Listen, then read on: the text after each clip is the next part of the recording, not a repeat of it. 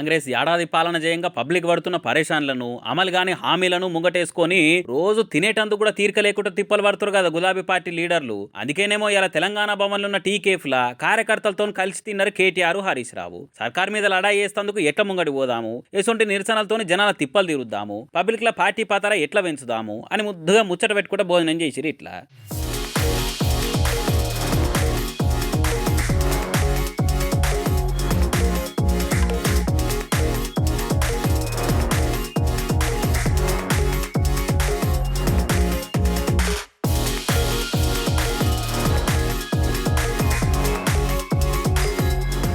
హరీష్ కు కేటీఆర్ కు వడతలేదు. ఇద్దరు నడమ ఈగో చేయంగానే గులాబీ పార్టీ జెండా ఈసారి ఎగరకుంటాయింది. సీఎం సీటు కోసం ఇద్దరు పద్మవ్యూహాల సొంటి ప్లాన్ వేసిర్రు అనుకుంటా ఎన్ని రాసిర్రు ఏం కథ.